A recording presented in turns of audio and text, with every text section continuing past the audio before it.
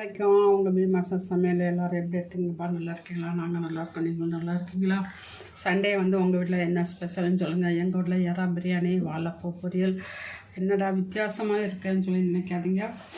வாழைப்பூ வாங்கி ஒரு நாள் வடை சுட்டு சாப்பிட்டாச்சு. அதுக்கப்புறம் வாழைப்பூ இருக்குது, அது வேஸ்ட் பண்ண வேண்டாம்னு சொல்லி நம்ம செய்ய போகிறோம். பாருங்க, எண்ணெய் ஊற்றுறோம். இது ஒரு வித்தியாசமாக இருக்கும், நல்லா டேஸ்ட்டாக இருக்கும். நீங்களே இதேமாதிரி செஞ்சு சாப்பிட்லாம். கடுகு, ஜீரகம், சோம்பு, அப்போ வந்து காஞ்ச மிளகா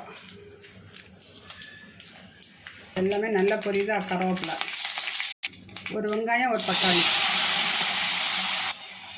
1/4 ஸ்பூன் உப்பு, 1/4 ஸ்பூன் மஞ்சத்தூள். ஏற்கனவே வாழைப்பூவை மஞ்சத்தூள் தயிர் ஊற்றி நம்ம வெட்டி வச்சுருக்கோம். கருத்தூள் இல்லாட்டா தேங்காயை விட்டு தடவி வைக்கணும். நல்லா வதங்கட்டும்.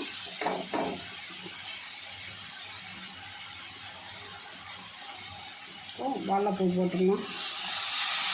இப்போ பாருங்கள், ஒரு தயிரில் மஞ்சத்தூளும் போட்டு விளைய வச்சுருக்கோம். தண்ணி பாருங்கள்.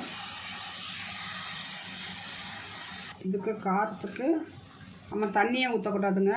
இதிலே தண்ணி ஊறும். நம்ம தயிரில் போட்டு வச்சோனால 1/2 ஸ்பூன் வெறும் மிளகாத்தூள் போட்டேன்.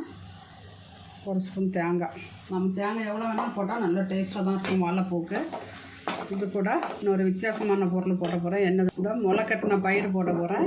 இது நம்ம நல்லா ஊற வச்சுக்கிட்டு, காலையில் ஊற வச்சுட்டு 4 மணிக்கு எழுந்திரிச்சு நம்ம முளை கட்டிட்டோம்னா, ஒரு காட்டன் துணியில் வச்சு கட்டி வச்சிட்டோம்னா, காற்று போகாமல் ஹாட் பேக்கில் வச்சிட்டோம்னா இதே மாதிரி முளை வரும். இதை கூட நீங்கள் செஞ்சு வீட்டில் சாப்பிட்டிங்கன்னா உடம்புக்கு ரொம்ப நல்லது. இது பச்சையாகவே திங்கலாம். பச்சை திங்க பிடிக்கலைன்னா தாளிச்சு திங்கலாம். கடுகு, கருவேப்பிலை, காஞ்ச மிளகா, வெங்காயம் போட்டு தாளிச்சு சாப்பிட்லாம். இல்லைன்னா இப்படி கூட்டு வச்சு சாப்பிட்லாம், காரக்குழம்பு வச்சு சாப்பிட்லாம்.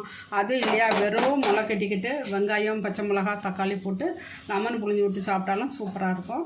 அடுப்பில் திருப்பி வச்சிடலாம், சிம்மிலே இருக்கட்டும். இது கூட நடுவில் ஒரு முட்டை ஊற்றலாம். நீங்கள் வேணுன்னா ஊற்றிக்கிடுங்க, வேண்டான்னா விட்டுருங்க. ஊற்றிட்டு அப்படியே மூடி வச்சிடலாம். இந்த முட்டைக்கு மேலே லைட்டாக உப்பு போட்டுடலாம்.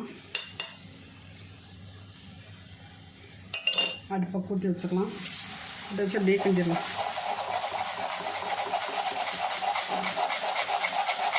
சிம்மில் வச்சா நேரம் ஆகும். நல்லா வெந்துட்டே வருது. அவ்வளோதான். இது பாருங்கள், பொரியல் மாதிரி வந்துட்டு நம்ம சத்தான பொருள் தான் இதில் எல்லாமே